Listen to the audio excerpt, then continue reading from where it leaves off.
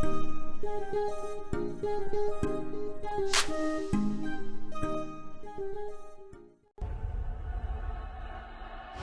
survivor. I'm not gonna give up. I'm not gonna stop. I'm gonna work.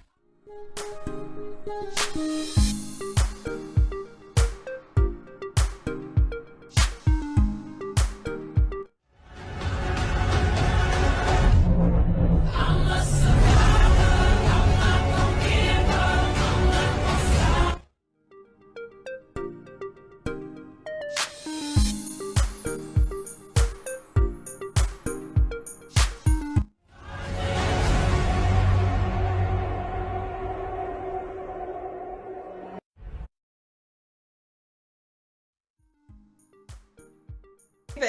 Hey babe, how you doing? Welcome back, welcome back.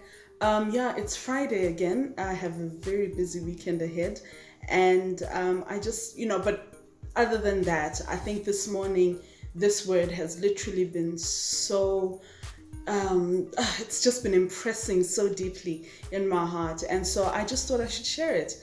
It's been an exciting week for me. Oh my gosh, I'm sure you saw at the beginning the whole trailer on Sidney and Thobekile. Guys, you know what? When you've been walking a certain path for a while, it is so nice to finally share it. It is so nice to finally give it away and to get feedback. So I'm loving the feedback that I'm getting. The truth is, it's it's always encouraging when somebody comments or likes or whatever, but we don't anymore do it for that. We now do it, for self-actualization, right? Maslow's hierarchy of needs. You get to a point where you just want to accomplish certain things for yourself. And I think that's where I am in this season. For some reason, I've entered a season where it's about get it done because you want to get it done, babe. And I'm doing it because I want to do it. And it's giving me such peace. It's giving me such joy, such happiness, such calm. It's a calm I haven't experienced in a long time. Years ago, I was the junior mayoress of our city. And I think at that time, when my mom didn't understand why I wanted to do it, I really was so sure. It just was for me. I remember doing that for me. And when I got the title, it wasn't about the number of votes that had been cast. It was more about, just, I felt right, And years later, when I joined the music team and I began to lead praise and worship in the church that we were in, those were the moments when I felt most like Utendi, and I felt so good about being alive and being able to, give of myself, literally. And I think it's such a good place to be in, and I feel like I'm in such a good place right now, and I'm happy to share it with you.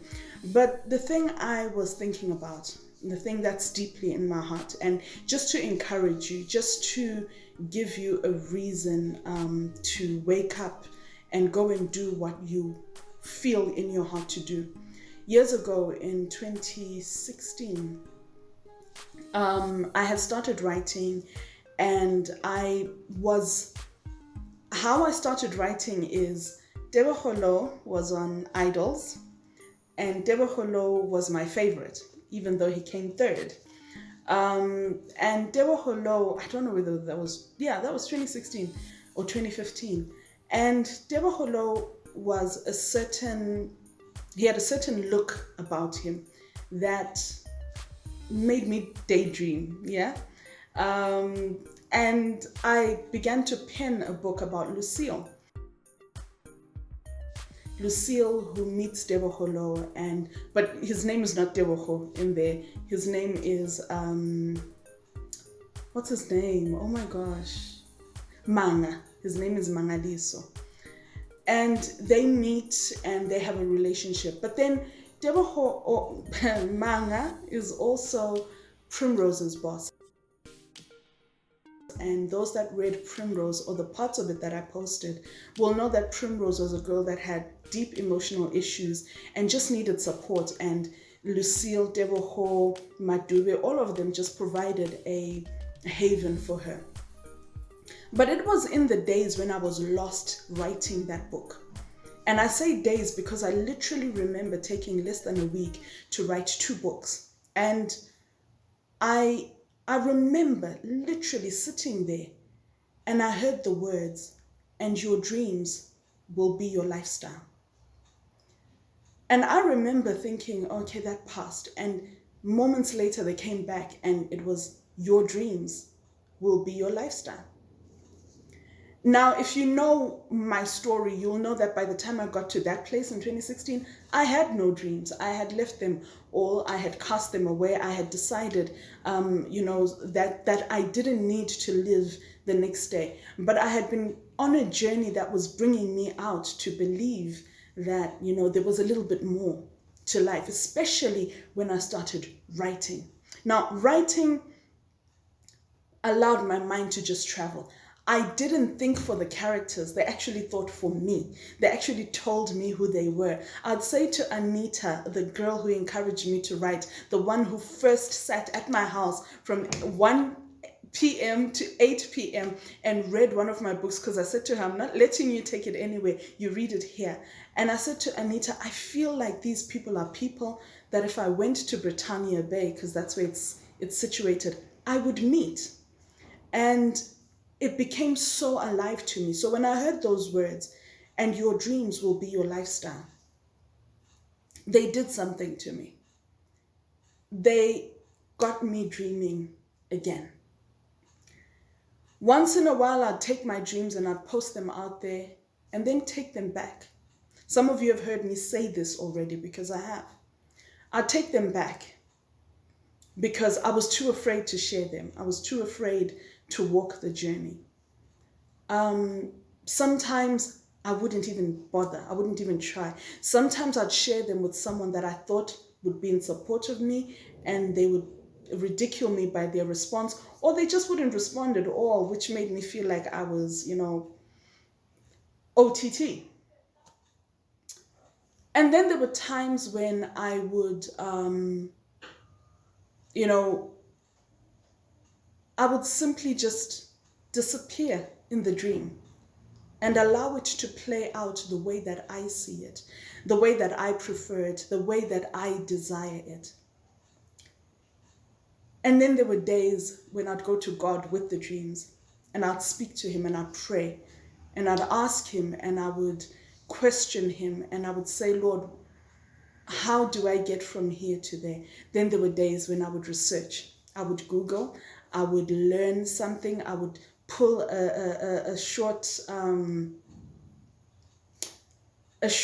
course off online, and I'd just go for it. But there have been times when I thought the dream would never happen. It would never come to pass. There are times when I found myself really, really in the doldrums, personally, as Uthembi, just thinking I was foolish, I was stupid, I was naive, I was immature. How did I ever think certain things would happen for me?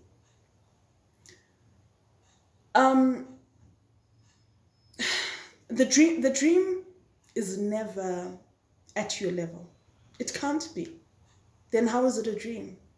The dream is never something that you can reach out just and grab and have. It can't be, and it's not a dream. The dream is usually something that is way out of your league, like totally out of your league. It doesn't exist in your periphery. The people that are next to you will even look at you and ridicule you because who do you think you are? And that's okay. In fact, I want to talk to the person who feels they need to open a chain of grocery stores, the person who feels they need to open a product line, the person who feels they need to build mansions, the person who feels they need to own hotels. It's way beyond your current level, but it's possible because it's your dream. Now that whisper, "Your dreams will be your lifestyle," has come with lots of fights in my life. Things have fallen apart, relationships have broken. I've failed 101 times. I've messed up, 20 billion times. I've been the worst. I've made the worst decisions. I've turned around and been the worst kind of person that shouldn't be in that dream. But for some reason this morning, I sense to let you know that no matter how it's looked, no matter how tumultuous the road has looked, no matter how high you've climbed and how low you've fallen, your dream will be your lifestyle. The vision is yet for an appointed time. It will come to pass. It's going to happen. My dreams are ridiculous. My dreams are so over the top that my mother has laughed at me. She scoffed sometimes when she's seen something that points to that dream. She's gone.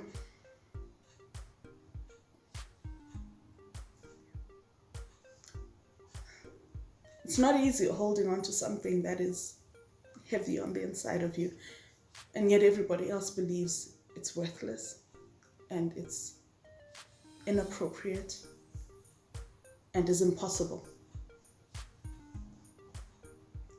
But I want to say to you, wherever you are and whatever you're doing, however it's going, whether it's going backwards instead of forwards, whether it's falling apart instead of working, whether it's making sense or not making sense or looks like nonsense, the dream will be your lifestyle.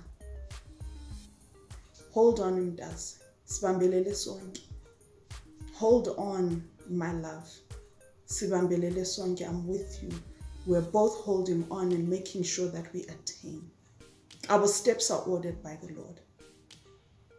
He will show us what to do, when to do it, and how to do it. He will show us how to handle ourselves in the midst of trial, tribulation, and in the midst of the success, because the success is coming. So we may be in the pit like Joseph, or we may be in the prison laying on the floors like Joseph, or we may be like David in the back of beyond. But that dream is going to come in and it's going to summon itself in our lives. It's going to summon us and pull us out. When we least expect it, God is going to show up. And He's going to do exceedingly abundantly far above all that we can ever ask, think, or imagine.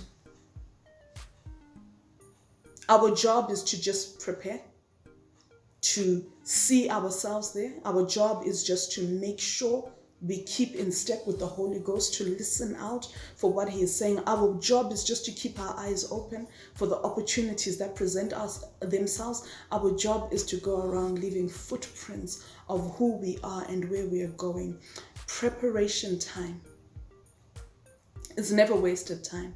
And when preparation meets opportunity, history will be made. Your dreams will be your lifestyle. It will happen. You will cry tears of joy because it's going to come to pass. I don't care what it looks like right now. I don't care how it feels like right now. I don't care how they're looking at you right now. You had every right to dream it. You had every right to think it would happen. And God has every right to fulfill it for you. So, God bless you. I love you. Sihamba sonke, sihamba ngelayini, siyenza sonke, sisebenza sonke, sikholwa sonke, simthanda sonke. We call upon His name together. And He hears us. And because He hears us, He grants the petitions that we request. I love you. God bless you. See you next week. Please follow Sidney and Thobekile, and please buy the book on Amazon, and please like, comment, share, subscribe. I love you. God bless you. See you next week.